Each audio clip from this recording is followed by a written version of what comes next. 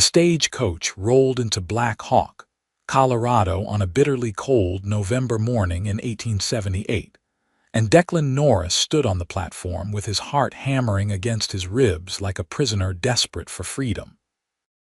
He had sent for a bride through an agency in San Francisco, exchanging 3 letters with a woman who promised to be hardworking, gentle, and willing to build a life in the mining town tucked high in the Rocky Mountains.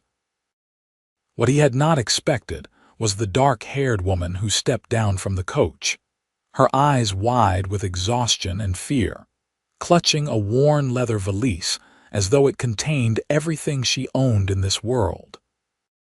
When he approached her with his hat in his hands and said her name, Josephine Torres, she looked at him with confusion so profound he felt it in his bones.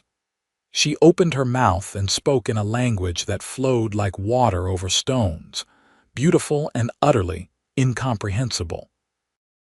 Declan felt his stomach drop. The letters had been in perfect English.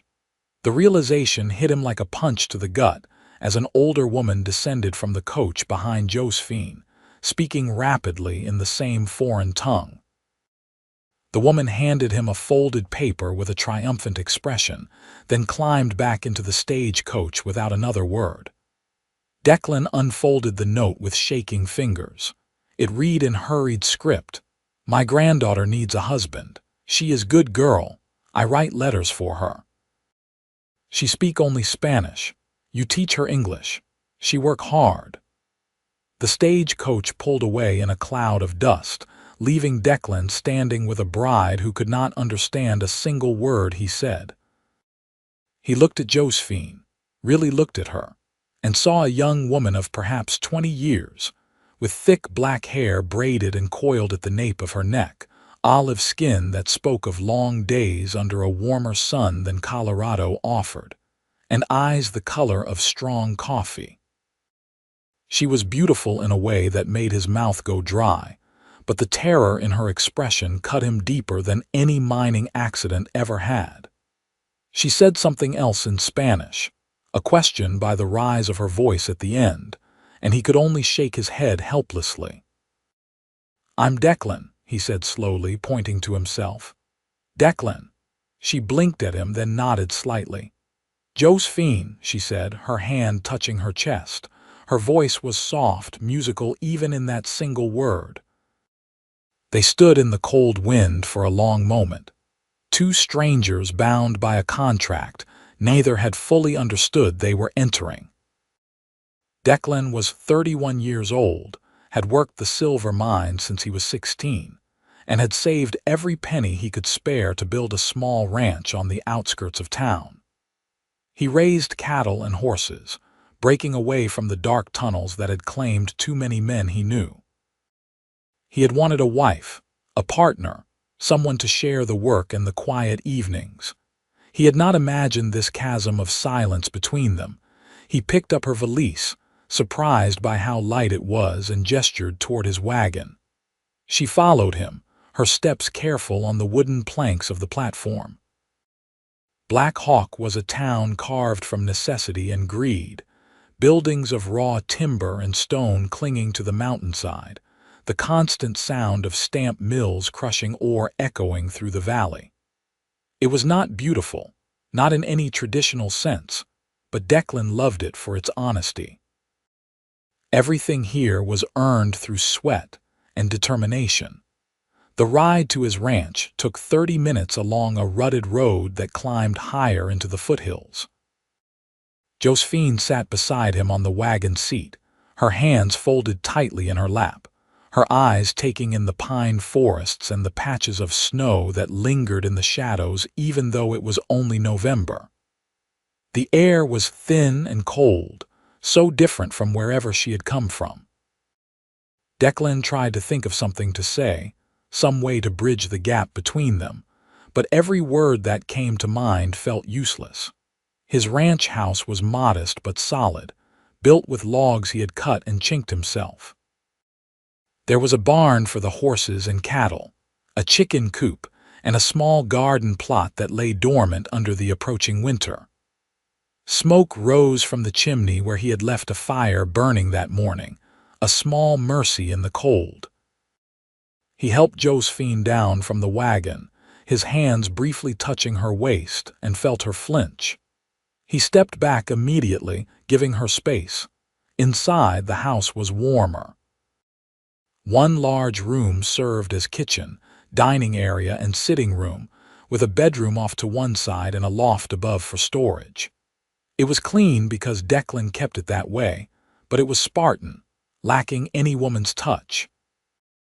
Josephine stood in the center of the room, still clutching her valise, and looked around with an expression he could not read. He pointed to the bedroom. "You can have that room," he said, then realized the futility of his words.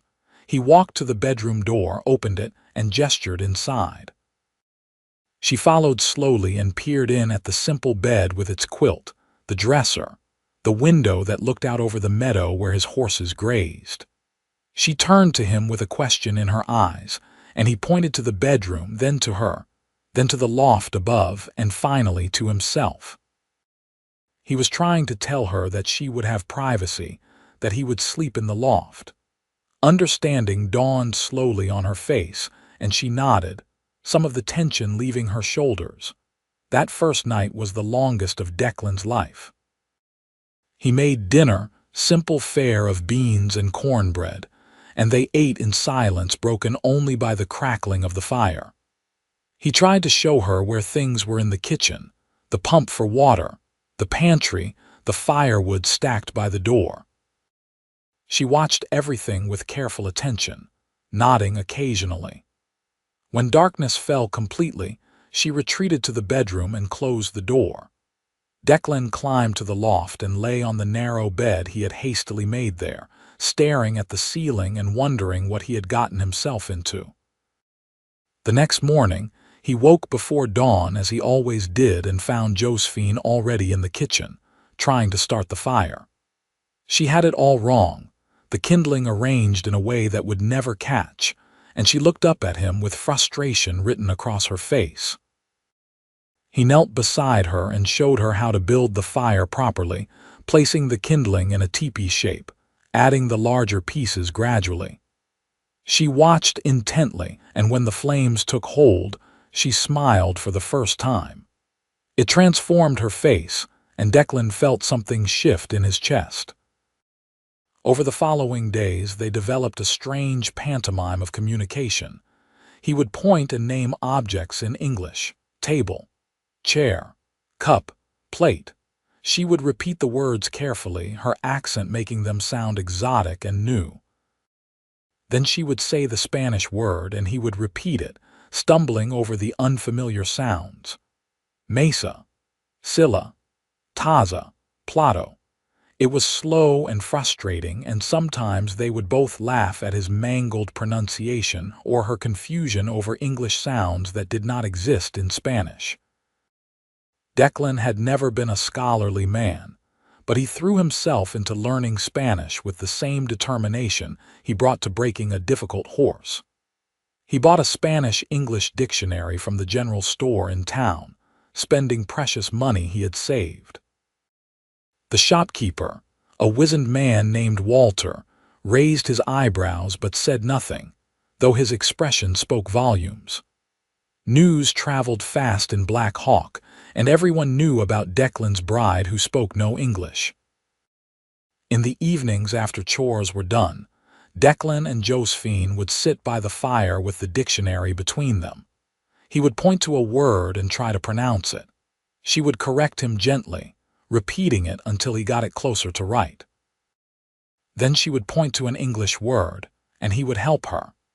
It was painstaking work, but slowly, very slowly, they began to build a bridge of words between them.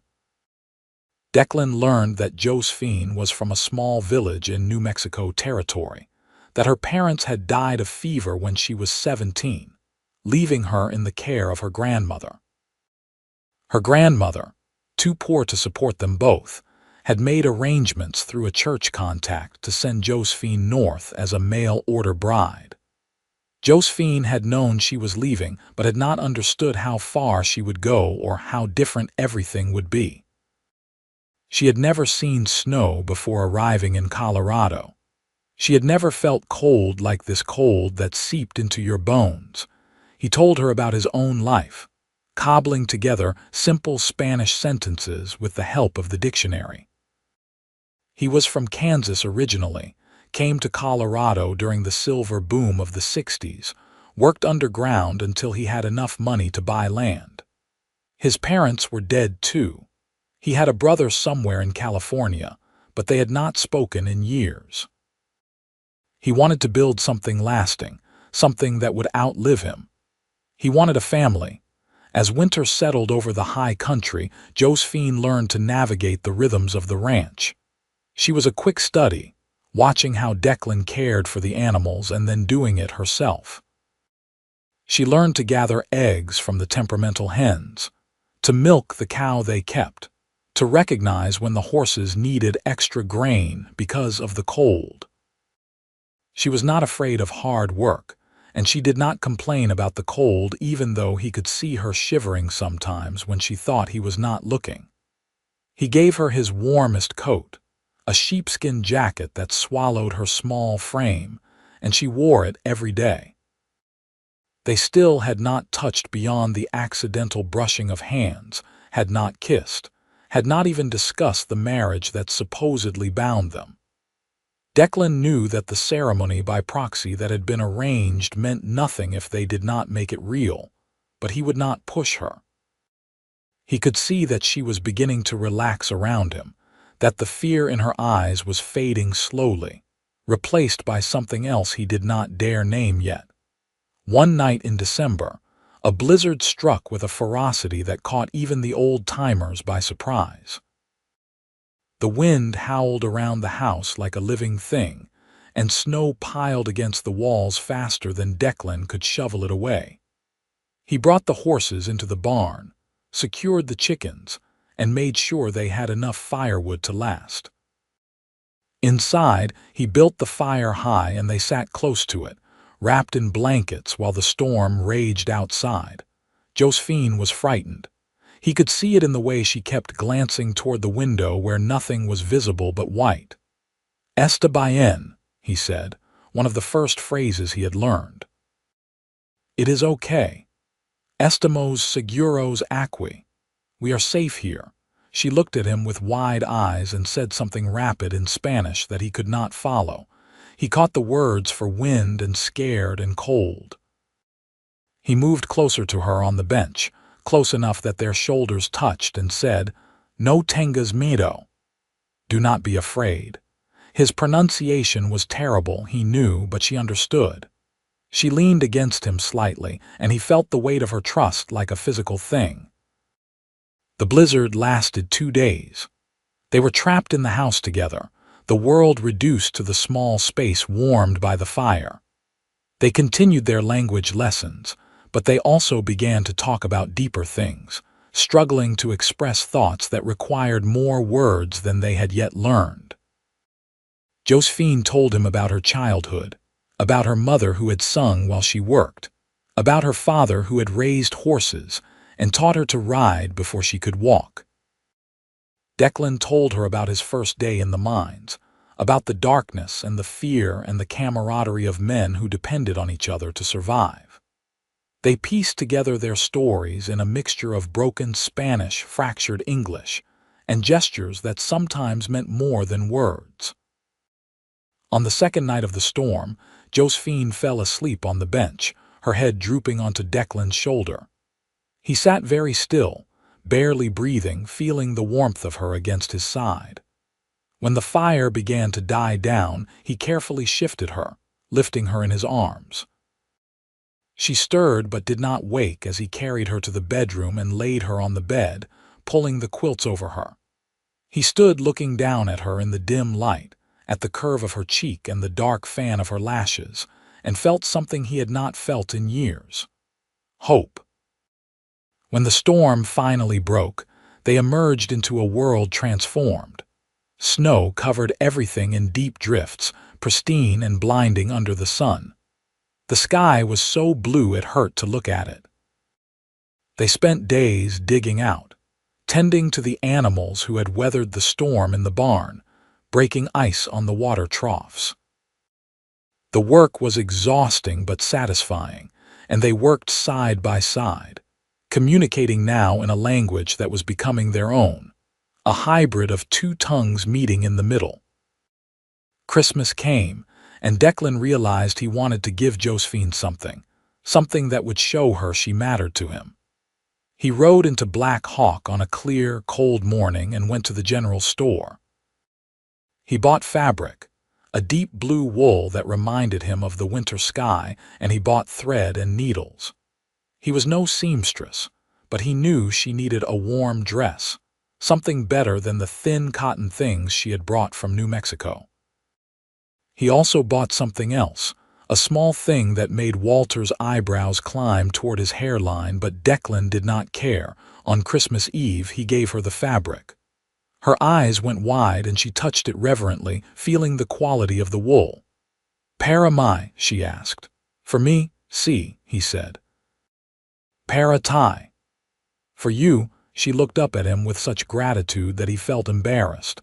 It was just fabric, just a practical thing. But then she stood on her toes and kissed his cheek, a brief press of her lips against his skin, and his heart stopped.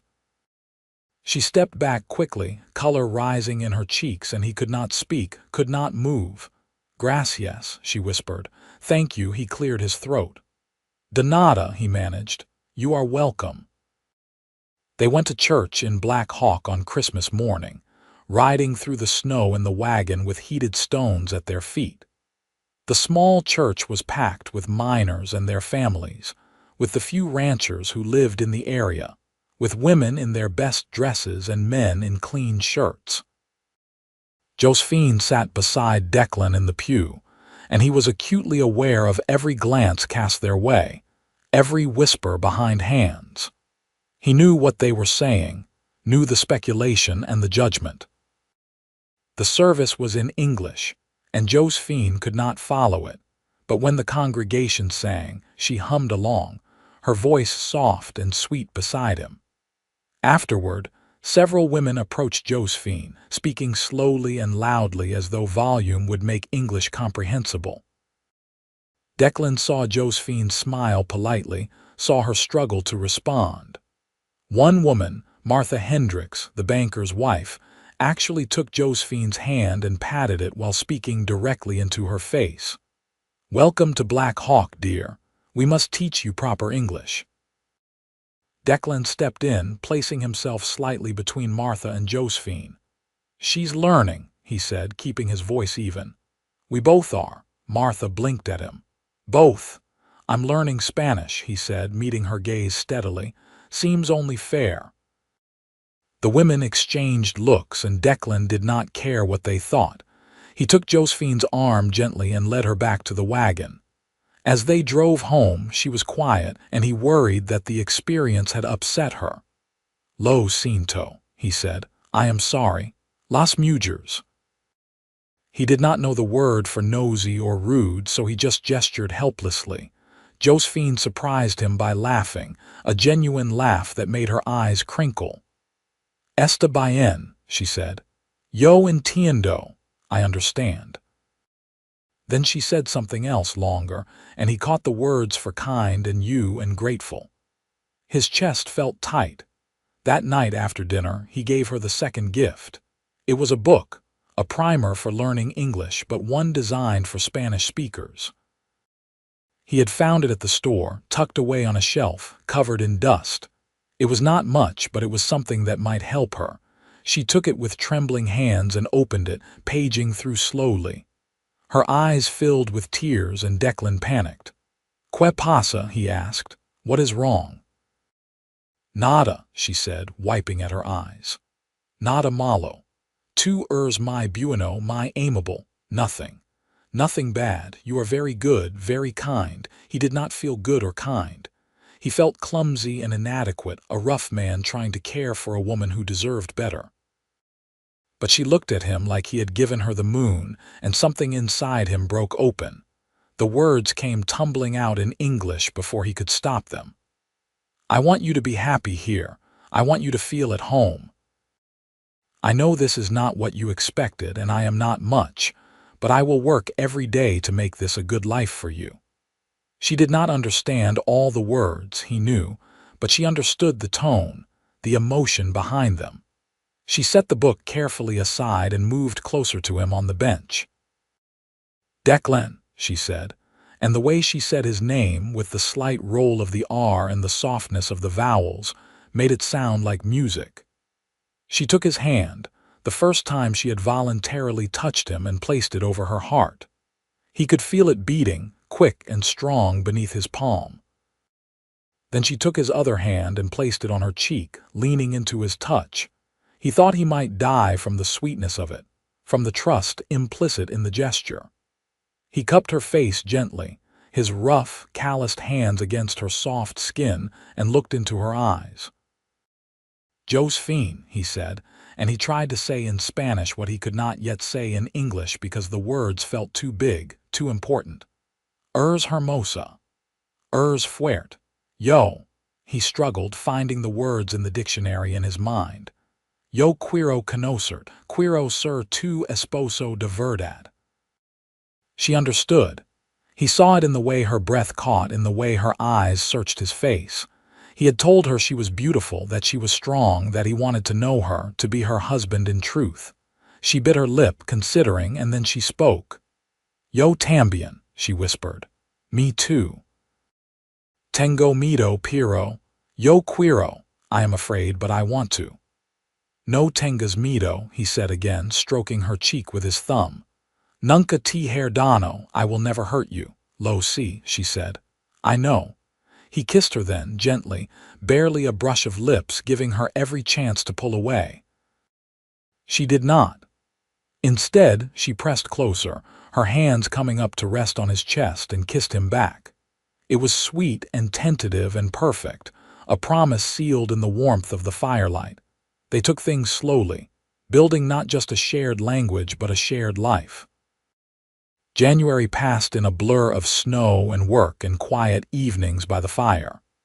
Josephine's English improved daily, and Declan's Spanish became less halting.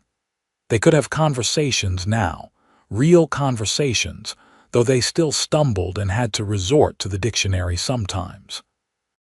One evening in late January, after they had finished dinner and were sitting together on the bench as had become their custom, Josephine said in careful English, I want to tell you something. Her accent was thick, but the words were clear. Declan set down the piece of leather he had been working on and gave her his full attention. I am listening, he said. She took a breath. When I come here, I was very scared. I think maybe you are bad man. Maybe you hurt me. My grandmother, she tell me I must go. We have no money, no food. She say you are good man, but I do not believe. I do not want to leave my home.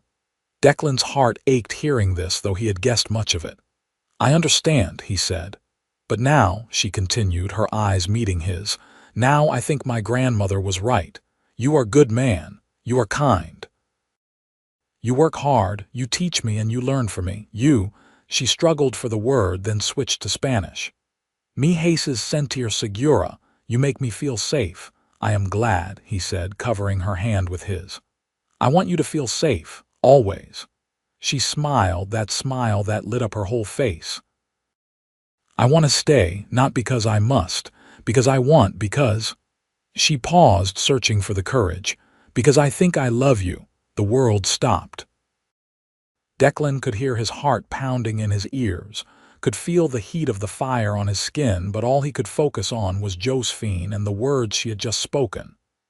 You think you love me? He asked, his voice rough. She nodded, color rising in her cheeks. See. Yes, I think yes. Is that correct English? He laughed, a sound of pure joy, and pulled her into his arms. It is perfect English.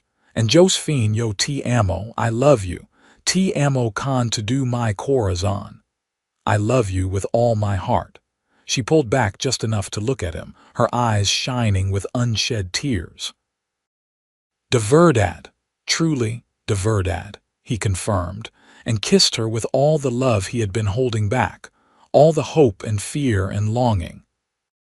She kissed him back fiercely, her arms around his neck, and they stayed like that for a long time, learning the shape of each other, the taste and feel of this new intimacy.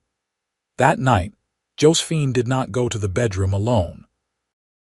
They went together, Declan's hand in hers, and they made their marriage real in the oldest way, with tenderness and passion, and the kind of vulnerability that came from truly being seen by another person. Afterward, lying in the darkness with Josephine in his arms, her head on his chest, Declan thought that he had never been happier in his entire life. February brought a thaw, the snow melting into rushing streams that carved new paths down the mountainside. The ranch came alive with mud and new growth, and Declan began planning for spring planting. Josephine worked beside him, preparing the garden plot, repairing the chicken coop, helping to mend fences. She learned to ride the horses properly, not just sit on their backs as she had as a child, but to truly ride, to move with them.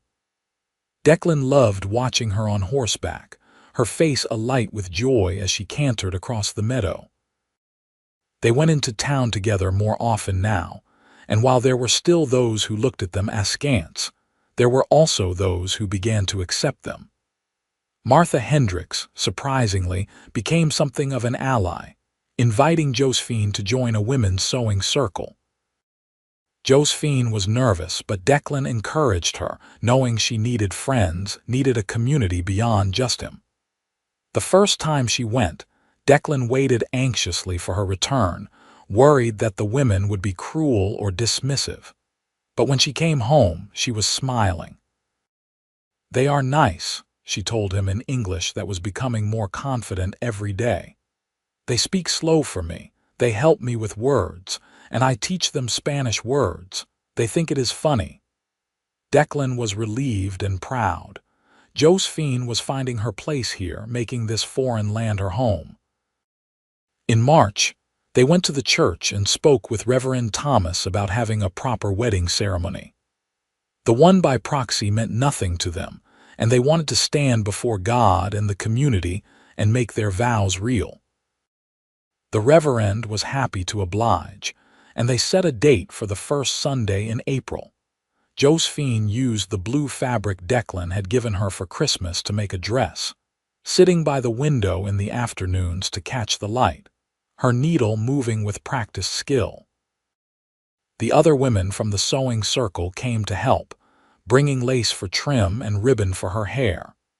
It became a communal project, and Declan understood that this was how Josephine was being accepted, through this ritual of women helping women.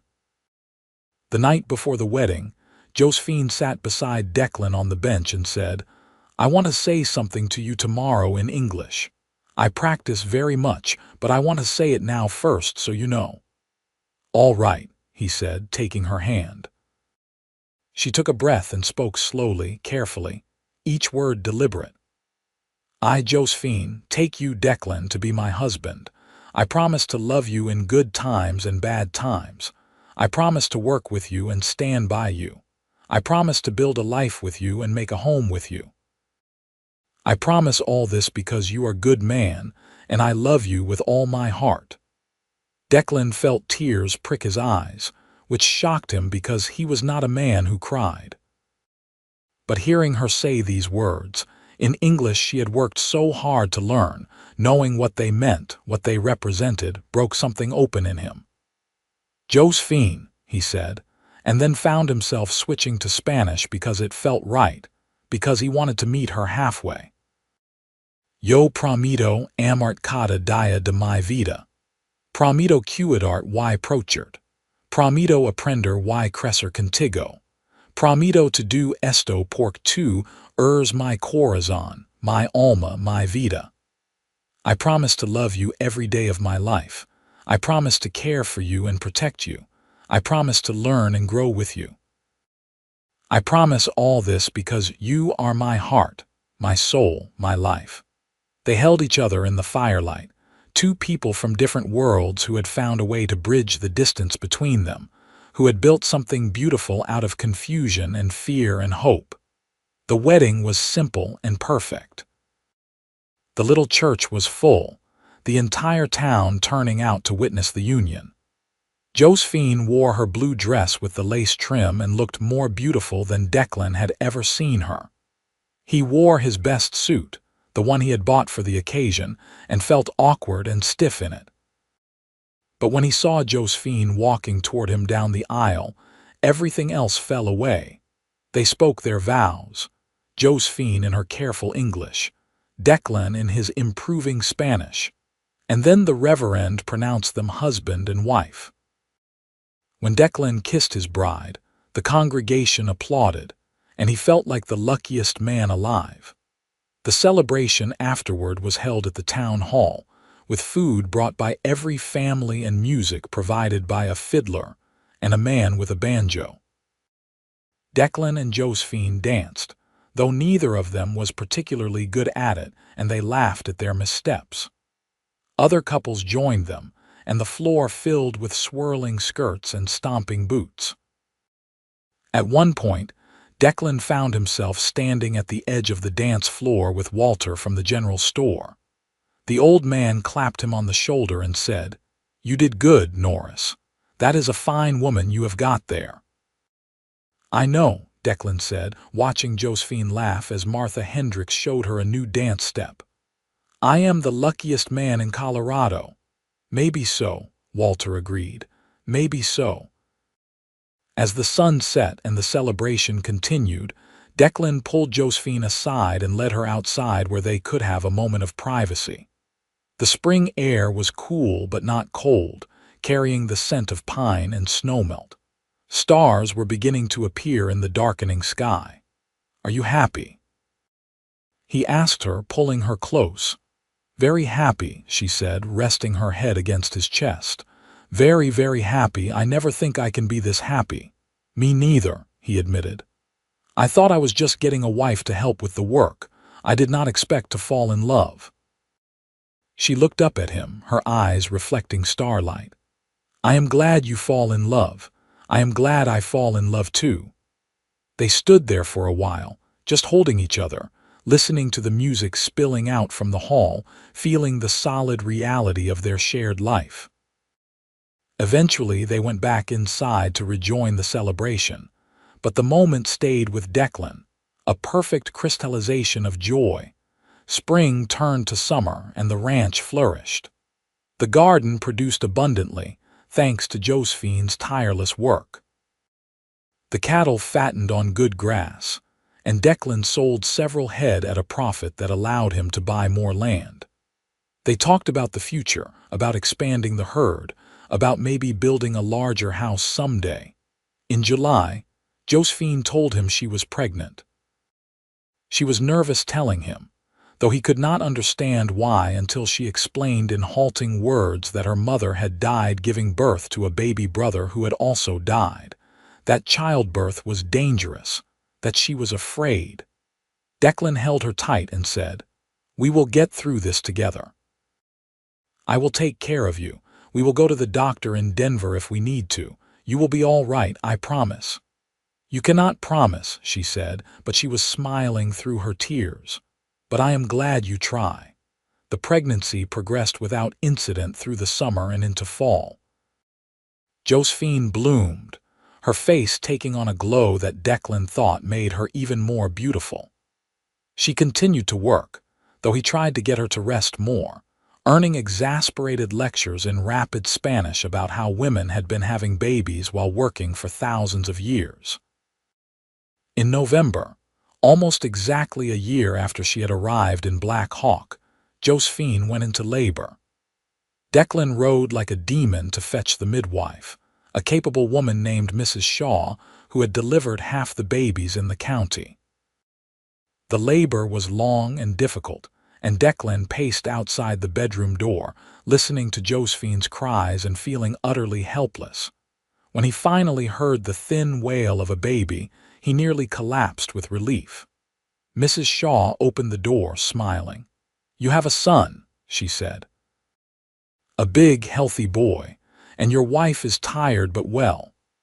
Declan rushed past her into the room where Josephine lay propped up in bed, pale and exhausted, holding a tiny bundle wrapped in a blanket.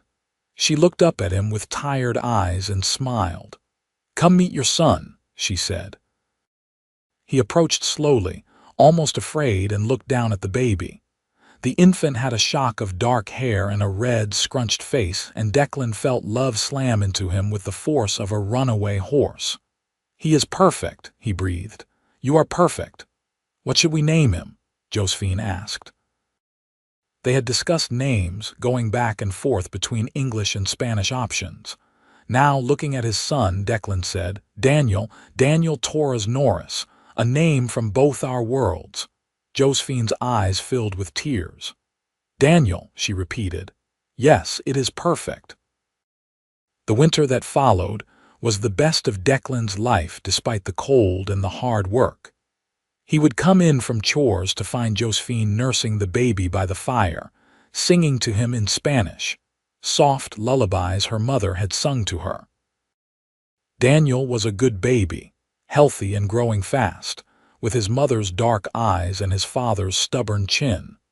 Josephine's English was now nearly fluent, though she still had an accent that Declan found charming. Declan's Spanish was good enough that they could have entire conversations in either language, switching back and forth as the mood struck them.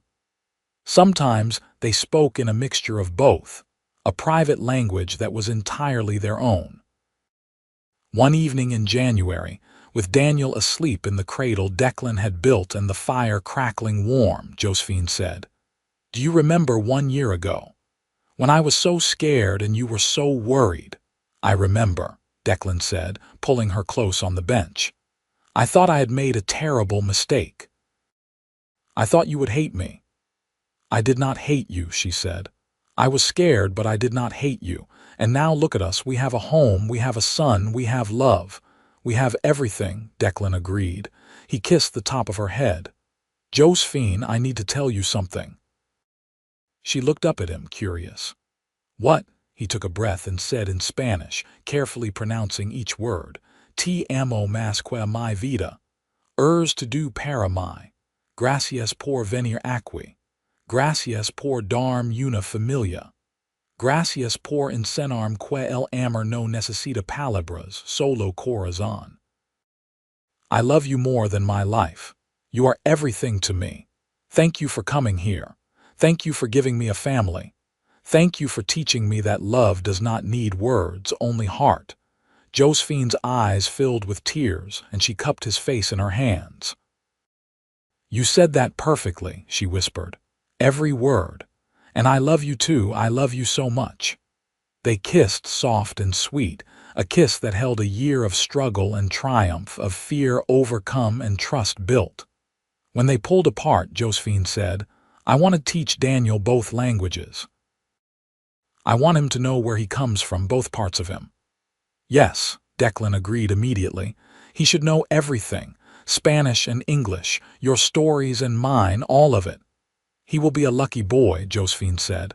"To have all of it." "He already is lucky," Declan said. "He has you for a mother."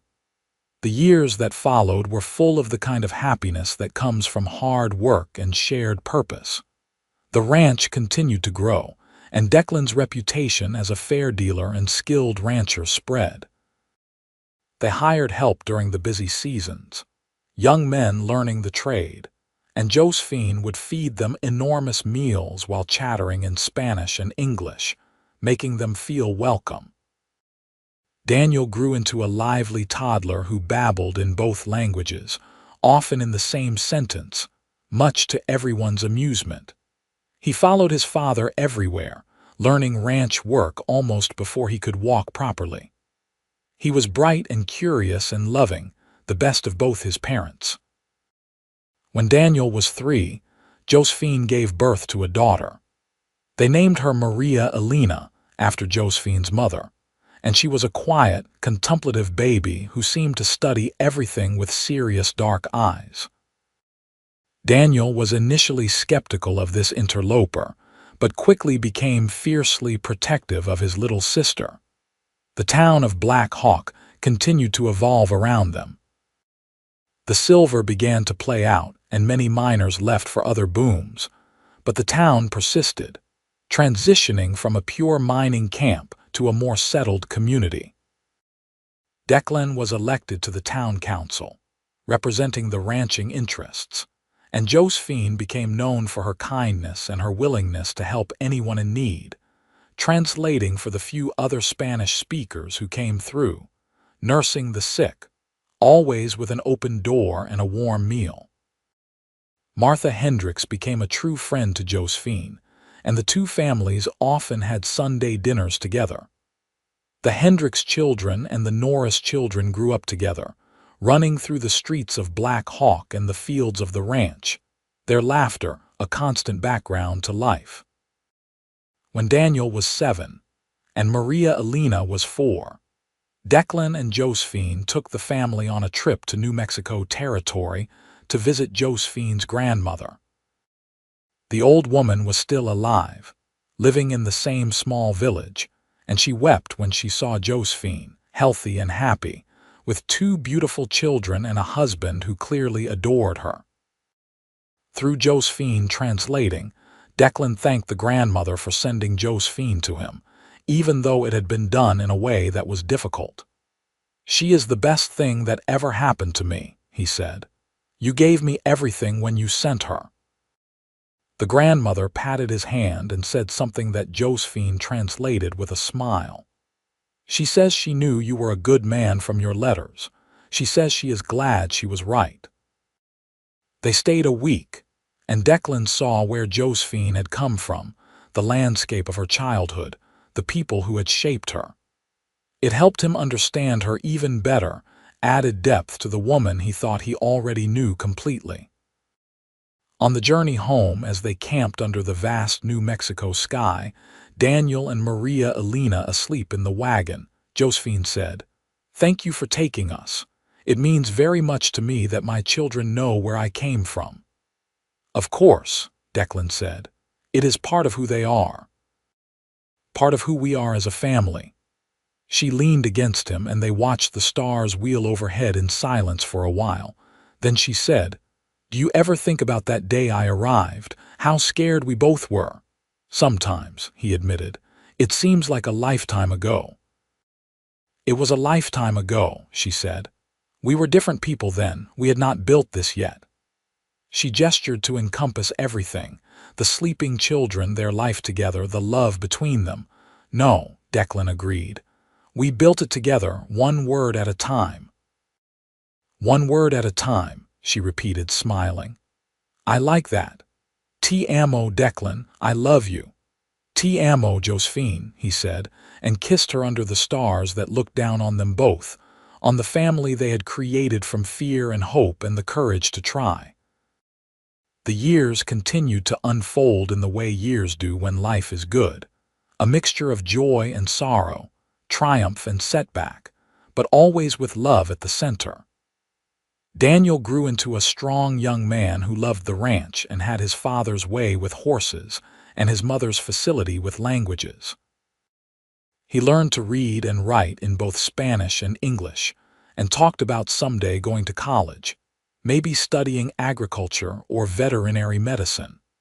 Maria Elena was quieter but no less determined, with a gift for drawing and painting that surprised everyone. She would sit for hours sketching the mountains, the horses, the wildflowers that bloomed in summer. Josephine encouraged her, buying her paints and canvas when she could, hanging her daughter's work on the walls of the ranch house. When Daniel was 15, tragedy struck. Declan was working with a young horse that spooked and threw him. He landed badly, and the horse, in its panic, kicked him. The injury was severe, and for 3 days Declan hovered between life and death while Josephine sat by his bedside, holding his hand, praying in Spanish and English both. He survived, but the injury left him with a pronounced limp and chronic pain. He could no longer do all the physical work the ranch required, and it galled him, made him short-tempered and frustrated. Josephine bore his moods with patience, and Daniel stepped up, taking on more and more of the work. Maria Elena, only 12, did what she could, mucking stalls and feeding chickens without complaint. It was a difficult time, but they got through it together. Slowly, Declan accepted his limitations and found new ways to contribute, focusing on the business side of the ranch, on breeding decisions and sales and planning. His mind was as sharp as ever, even if his body had betrayed him. One evening, months after the accident, as Declan and Josephine sat on the porch watching the sunset, he said, "I am sorry for how I have been, for being angry all the time." "You do not need to apologize," Josephine said. "It is hard to lose something you love. I understand." "You always understand," he said. "How do you do that?" She smiled.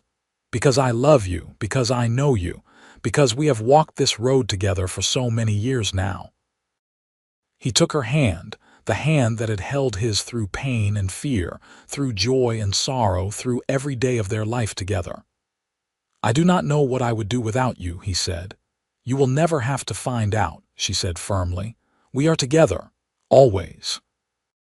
Daniel took over more of the ranch operations as he got older, and he was good at it, innovative and hardworking.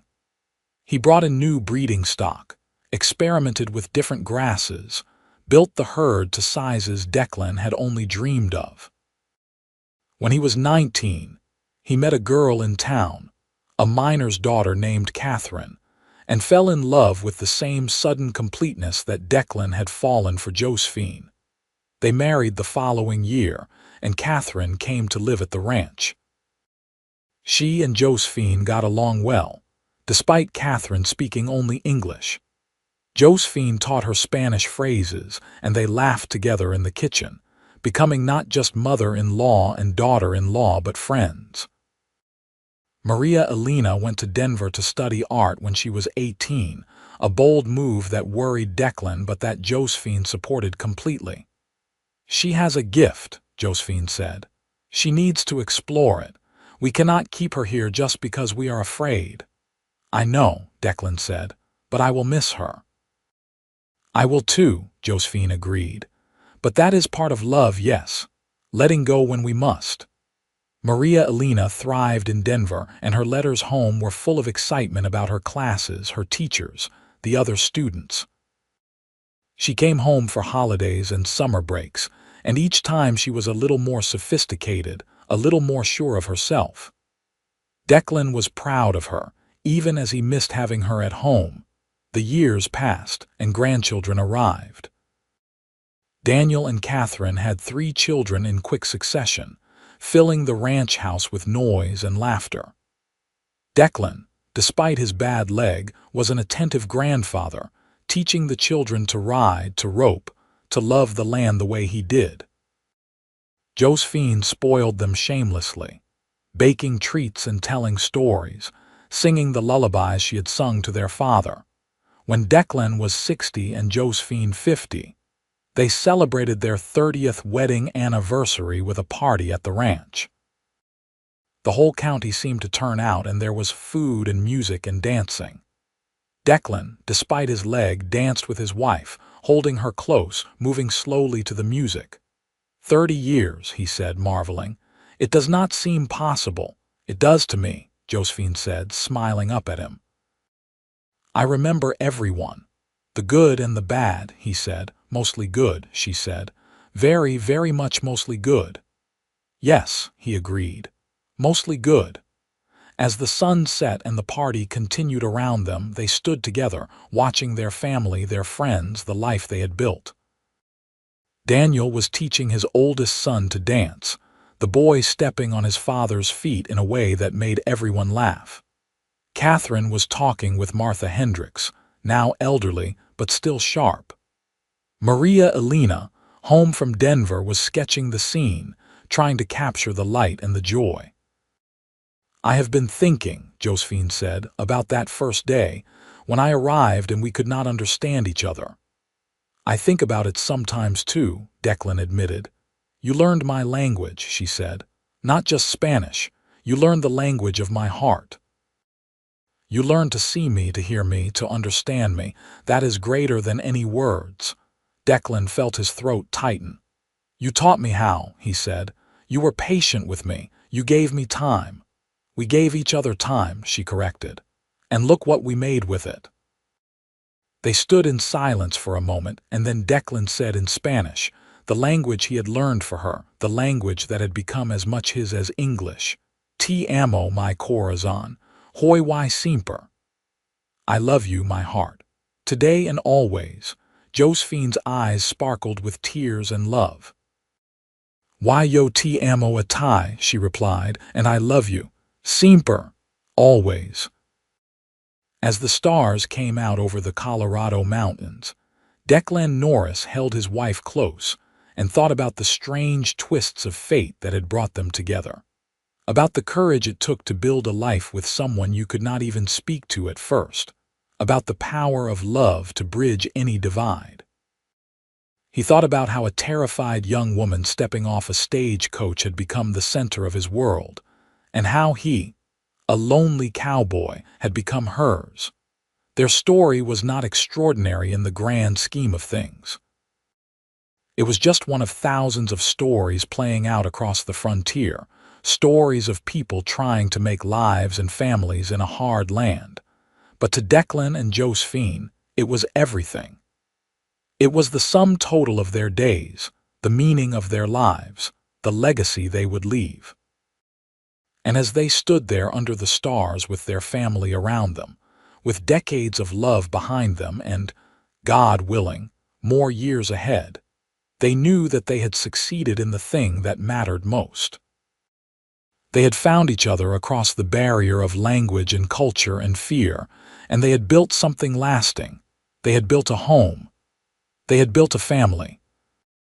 They had built a love that would endure long after they were gone, carried forward in their children and grandchildren, in the ranch that would bear the Norris name for generations, in the very land itself that they had worked and loved. In the end, that first desperate decision to learn each other's languages had been about more than just words.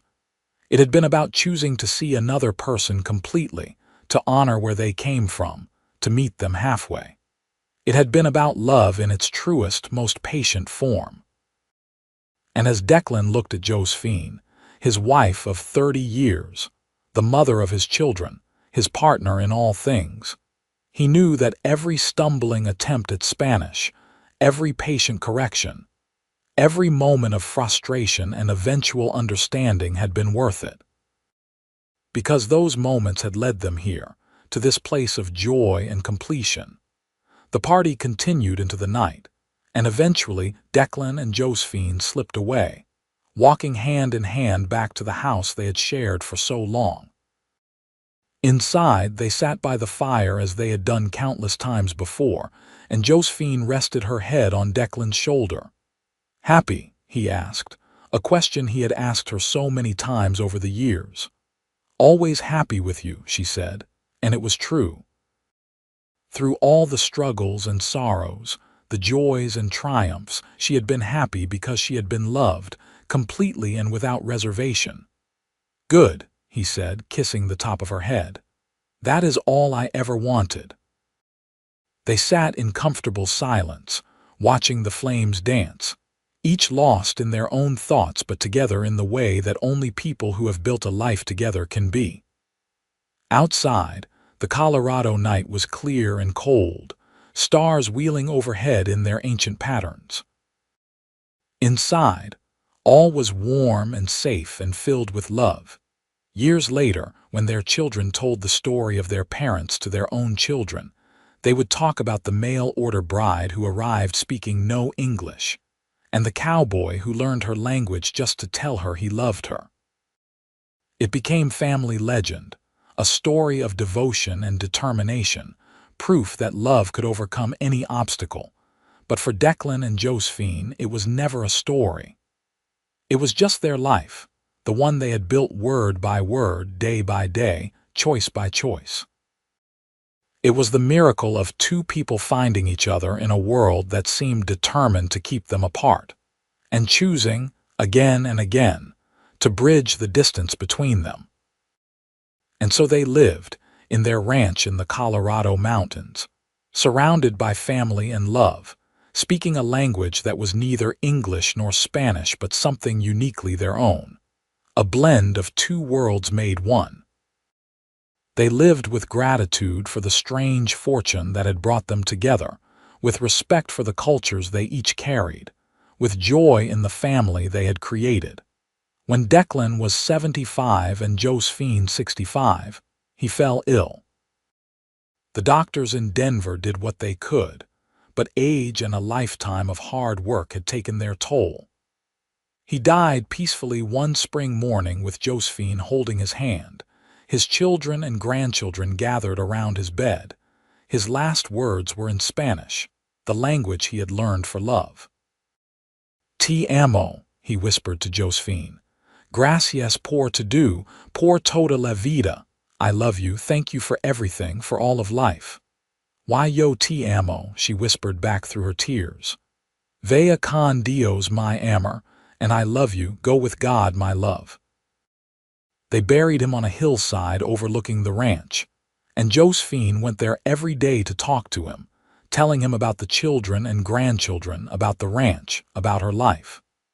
She spoke in Spanish and English both, the languages they had shared, and she felt his presence there with her. Josephine lived another 10 years, surrounded by family, still strong and sharp until the very end. When she died peacefully in her sleep at 75, they buried her beside Declan on the hillside. The headstone read, in English and Spanish both, "Josephine Torres Norris. Beloved wife, mother, grandmother, she traveled far to find love and found it completely." And next to it, Declan's headstone, Declan Norris. Beloved husband, father, grandfather, he learned a new language to say "I love you" and meant it every day of his life. Their great-grandchildren still work the ranch, and in the house that Declan built and Josephine made a home, you can still hear both Spanish and English spoken, sometimes in the same sentence, a living legacy of two people who refused to let language be a barrier to love. The story of how they met, the mail-order bride and the cowboy, is still told on cold winter nights, passed down through generations. It is a story about courage and patience, about the power of choosing to understand rather than to judge, about love that bridges worlds. But more than that, it is a story about two real people who lived and worked and loved in the hard beauty of the Colorado mountains, who built something lasting out of fear and hope, who proved that home is not a place or a language but a feeling you create with another person, one word, one day, one choice at a time. And in the spring, when the wildflowers bloom on the hillside where they rest together, it seems like the mountain itself remembers them, honors them, celebrates the love that was strong enough to learn a new language, to cross cultures, to last beyond death itself. Their legacy lives on in every grandchild who speaks both Spanish and English, in every moment of patience and understanding, in every choice to meet someone halfway. It lives on in the ranch that still bears their name, in the land they worked and loved, in the very air of the Colorado mountains that witnessed their lives. And somewhere in whatever lies beyond, Declan and Josephine are together still, speaking the language of love that needs no translation, that crosses all boundaries, that endures forever. They are home, finally and completely in each other, just as they always were from the moment they chose to bridge the silence between them and find the words to say what mattered most. Te amo. I love you.